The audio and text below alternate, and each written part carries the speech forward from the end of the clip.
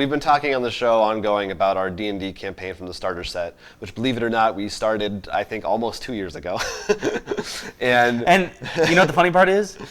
Probably, I'd say 7% of it we did in the last 6 months or something. Yeah. So we did a playback for it, again, a long time ago. You can see that's kind of our general thoughts on playing D&D for the first time. What I want to do now, since we finished our starter set campaign, is kind of give our review of the Lost Mines of Phandelver campaign itself.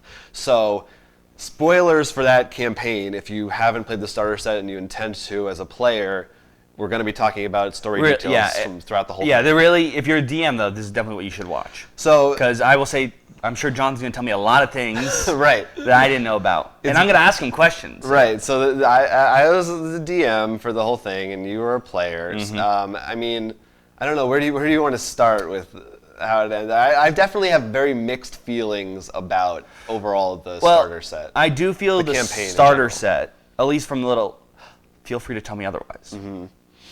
The starter set fell into some problems, which I actually think actually my biggest beef with Fallout 4 is it seems like all there was combat. Like I didn't feel like, I never felt the need or I lost something. Like the few times people tried to talk to us, it's like, he's lying to us. Well, that's definitely one of my first complaints. Like a lot of the dungeons are room after room after room of more enemies. Yeah, I was actually shocked near the end. It wasn't Beholder. It was a spectator. A spectator that I actually convinced him to leave. Right. So you don't know how happy I was because of that. So I think it's partially they do have a ton of enemies. There were definitely a few opportunities for talking. I'm sure we missed where and it depends on your group. Certain members of the party ran in head first and just hit him. Well, to be fair, though, I know the one time I did it is because I was sticking with character. Right. That's fair. And I should clarify also. I do, for a lot of the issues I have, I do feel like, as DM, it's partially my job to try and push people more in that direction. Yeah, I think, like I said, my issues I think are with the starter set, not with D&D. Right. No, for sure. All of this is with this campaign itself. So I would have loved more puzzle type things. There really was nothing in the way outside of some hidden doors and stuff. There's very little in the way of that kind of thing. I really wish one game I love, and I'd almost say you might use some of that for when you actually make your own, and which will actually be showing. If you know Mansions of Madness, there are parts when you have to solve the locks and stuff, and right. Like that would have been awesome. It breaks up the monotony a lot of the combat. Well, not only that, it makes you think. You don't have to just think of combat. Like that's only what we're thinking. And of course, we have our great axe guy. Right. Who just kills everything. That was the other thing I found interesting. I felt like outside that great axe, I never felt like I was. And maybe the staffs we found at the very end. Part of it. I feel like part of not even just D&D, any MMO kind of is finding that amazing weapon or something. Well, I think that's definitely our other biggest beef with this campaign was money is useless. Right. There is before the last thing, we're just like, all right, we're buying 50 healing potions. There's one store, and they never restock or anything like that. So you basically just find weapons as you go. Well, the only other thing is buying ammo.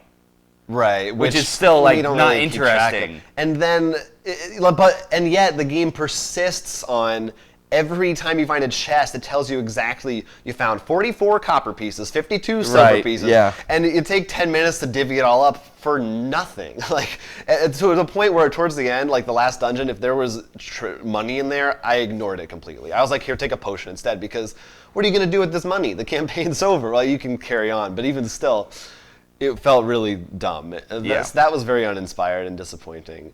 And then another complaint, as an example, when you guys fought a dragon, there's one part. Yes. There's a dragon. It wouldn't be Dungeons & Dragons to a dragon. And you'd think, this is meant to be a starter set. It's a big deal. The first time a lot of people are facing a dragon. And the starter set really doesn't give you a lot in the way of there were some moments where when we did the dragon kind of was trying to trick you guys and talk to you. No, I remember because you tried to call me. I'm just like, nope. None of that stuff is in the book. I had to I make that stuff up because otherwise they really just tell you here's its stats, Did you just make it up, or did you look up anything? I looked up to see kind of what other people's thoughts were on that section. Because I later looked up the Green Dragon, and it said like the Green Dragon actually uses deceit a lot. Right, exactly. But in the book, they don't tell you that. And that because I thought that was good. I mean, don't get me wrong, I knew it was lying. Right. Because I don't think I already knew off the top of my head because doing the store in the book. I knew colored dragons are bad, metal dragons are good. So I'm like, there's no way this dragon's good for us. And that's the other thing that has to do with the dragon is I wasn't a lot of times I was a little unsure about power levels because there were a lot of times we did what, like 3 damage to it at most? Oh, well, the dragon is supposed to be very, very tough. Yeah. And you guys kind of just scraped by, but I also went easy on you. No, I assumed. And for a lot of things, because sometimes a guy will hit someone for like a ton of damage, and I don't know. Well, I would even say that what we were doing wrong. I think the other thing is the reverse too. It just seemed in particular one person. Yes. Kept just going through decimating, and then there were other people who like for instance Garrett, our wizard, until the end of the game his spells were kind of bad. Yeah. So there's the multi-missile. A lot of times I felt bad because I was just like, wait until it's this guy's turn so you can kill him for everybody. No, yeah. You had some decent damage. I think I was all right. You were I feel like and everybody should have been on your level. Yeah. You were that's the problem. Well, I would say here's how our group went of the five. We had our other human fighter. I was one of the human fighters, and this is more the tanky one, who just run in with a great axe because he could. Right. And decimate. And not ever And that was the other hit. thing, and even more annoying because he had the great axe, the one magical axe. Right. There was me, who I think I was pretty happy with. I mean, I didn't get damaged much, but that's because I was a ranged guy. So I count that since I focused more on the ranged aspect. There was our cleric, who, let's be honest, didn't focus as a cleric. Yeah, he definitely had the wrong class for himself. And then Neil, who played our rogue, I felt he just got smashed around. It's not even he got the chance to do things. Yeah, he got kind of the short end of the staff. Joke contending. Yeah, both 2 jokes. And then the wizard was just, every time we're confused with the spells, and at one time it seemed like, oh, this seems damage, and oh wait, it's wrong. I'm supposed to only do 3 damage. Right. Instead of 6, which is sort of, I mean, 3 doesn't sound too bad at first until you hear about the guy with the axe doing 13 damage a turn. So as time went on, I sort of tried more to. And that's why I think even that out a little bit. And what's hard is since you're doing an online thing, you couldn't do much in terms of editing our end. Right. I can't be you hit it because you're rolling the dice, you see the numbers, you know exactly what you're getting. And of course, Danny always trying to game oh, I know exactly how much health that guy has, and I had to be they don't all have the same amount of health. Well, no, it's not. It was more with the armor. That too. I know. Oh, I know how much armor class he has now. And not getting into thematics. And I think that.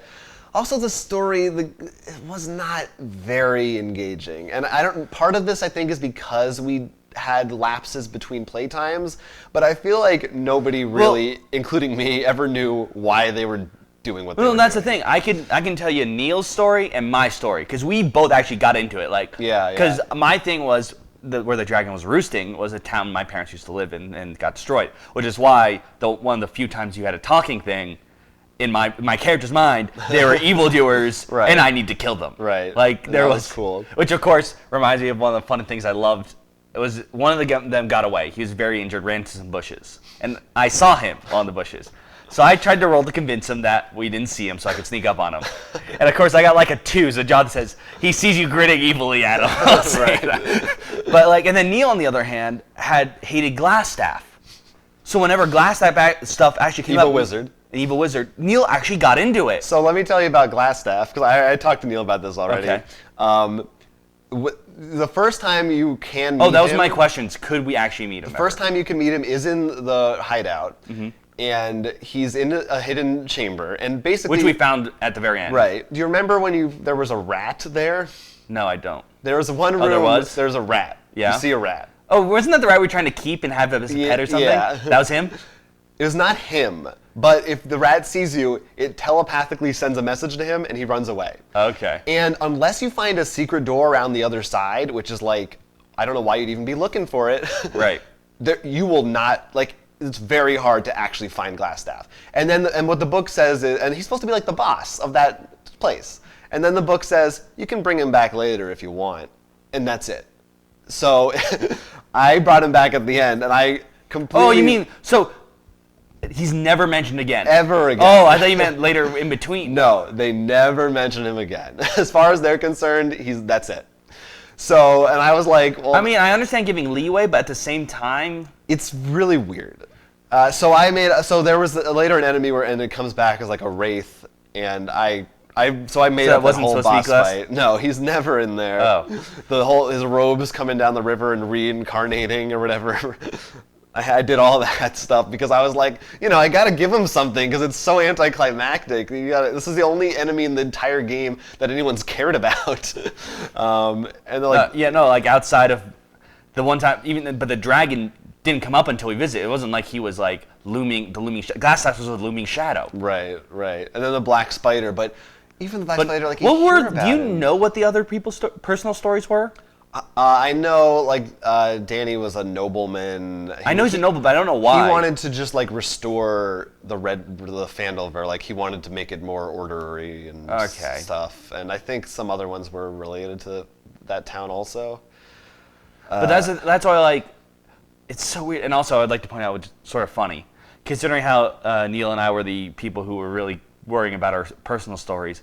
We're also the people who just sent you like 2 pages worth of information for our D&D characters, since you haven't told us anything. So we both are like, okay. So I wrote everything about my Dragonborn's religion and like the city and like how it splits into 3, 4.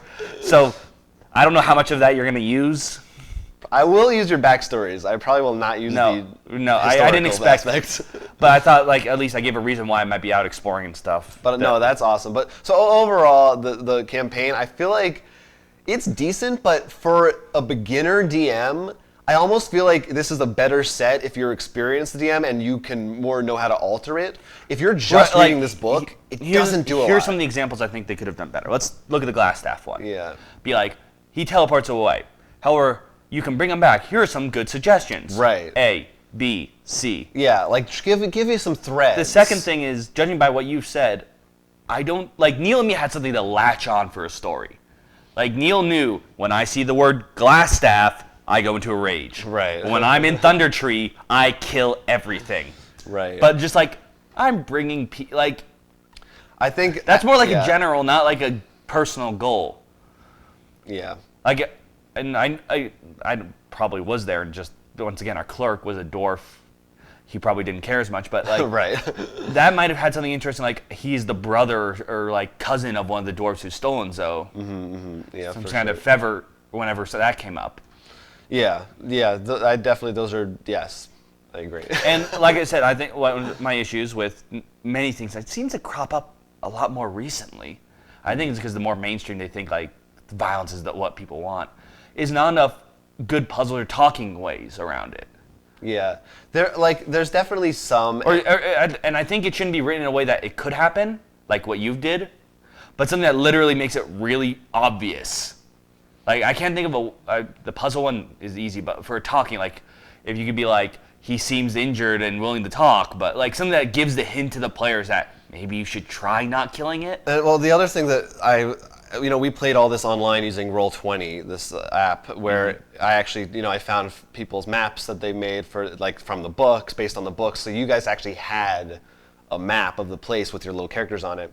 And, a lot of people make their own maps and stuff when they play D&D. And I think that added to some of that in my mind, because I think what happened was people would see enemies on a screen, and in their mind they just go to a place of like playing Diablo or something, where it's just like, new room, I gotta clear it, kill these guys to beat the room, and they're not. I think it put people less in a mindset of if they were thinking more in their head, they might say, I say this to them or something. I do think that aspect didn't help. Well, one of the reasons I know, speaking from, this is coming from Vibe, because I know this is one thing I think we do differentiate a little bit. Yeah. I like having a visual thing, because in general, I'm a visual person, and I'm not going to remember if there's a fork here or here, but I would if I saw something.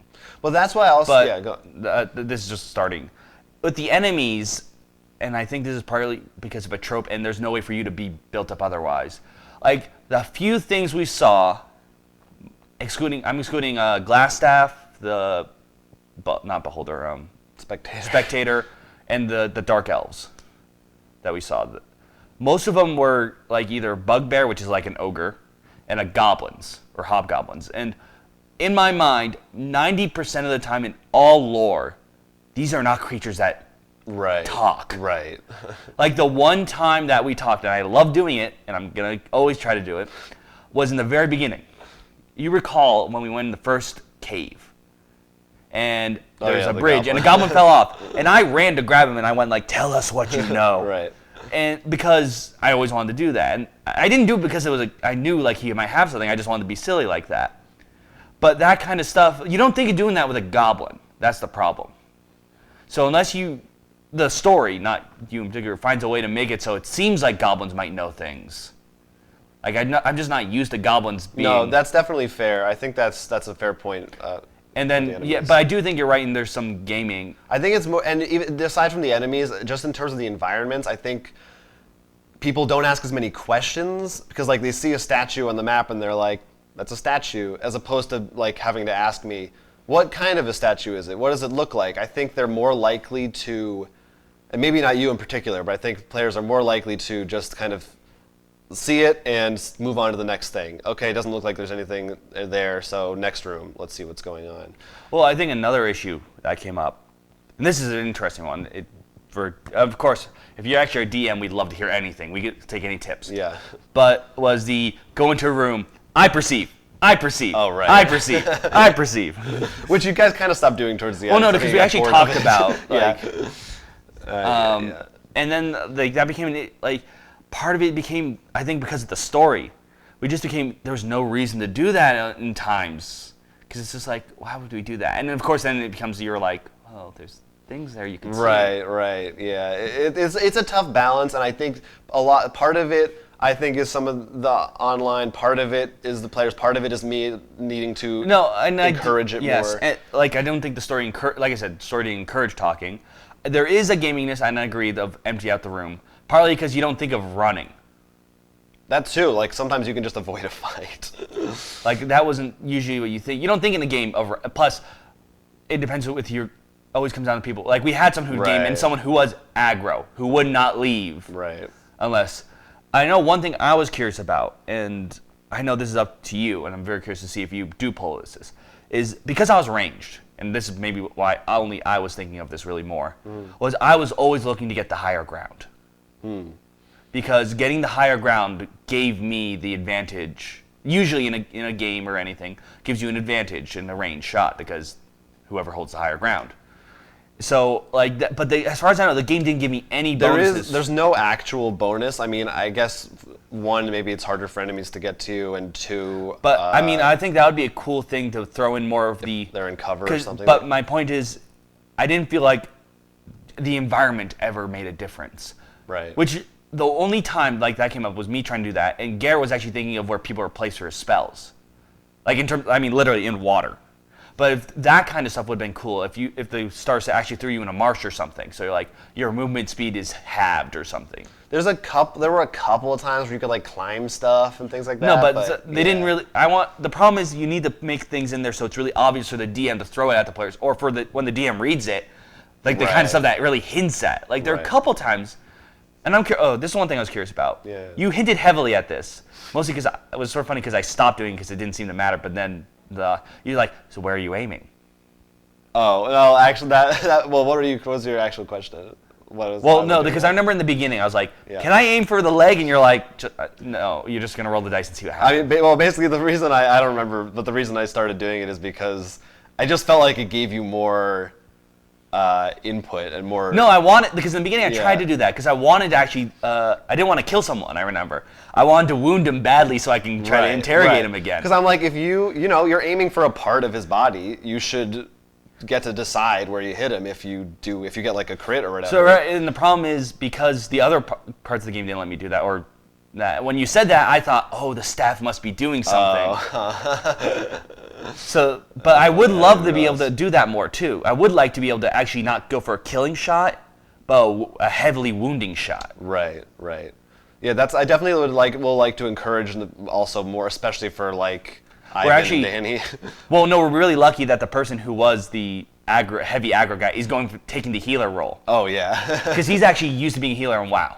But I definitely want to encourage more creativity in fights, so it's not just I do the same attack. Like it became so. Well, the other thing I also want to, I would like you to do, and in turn it'll help us do that more. And I was sort of trying to do it. Was the what's the token they added for 5th edition? Incentive? Inspiration. Inspiration? Right. Like to do more things so you can be like, I'm giving you inspiration. So we feel the need to spend it more. Right. Because I know I'm guilty of this. And I'm sure... I forgot it existed half the time. But like in video games, I'm heavily guilty of this. Of the, I shouldn't use a healing potion. I don't know. And you have 99999 of everything. Right. You don't use things till the end. But like something that makes it so we can feel we can spend it. Right. And I think that would make people do a lot more silly, interesting things. Yeah, same with you. Well, I'm definitely in our campaign, which we're going to be starting soon, which we're going to actually record for the site. It's definitely going to be much more story-oriented, much more puzzle-oriented. No, I'm very excited because I know you, and you and I definitely have already gone. We don't know how many puzzle video games we've already gone through and loved. So I already have high expectations of you really giving us a much more interesting curveballs there. While still trying to also appeal to everybody else who just wants to fight and stuff. No, yeah, but I think you can do it. You can do both. I don't think it's hard. Yeah. Or doing it in such a way where you even hint at, so we know to look for hidden stuff, or just at least get us in that mindset of not always attacking or something. So I think overall it's a decent starter campaign, but we had a lot of issues with it, as you heard. But I do think overall, like we said, it didn't make us. It wasn't not like D&D. It was this campaign. That's why it made, which is one of the reasons why I think I don't know when Neil sent you his list, but when I sent you my list and why it's so long, it made me hunger for your D&D. We're gonna get there very soon. So if you're a DM, please give us your hints and tips. But maybe actually email or his message at Quence so he can get them without me seeing them. That's right. Find me on Twitter at Quence. And of course, I'm at Dorku if you want to give me more player advice, or if you just want to contact us in general.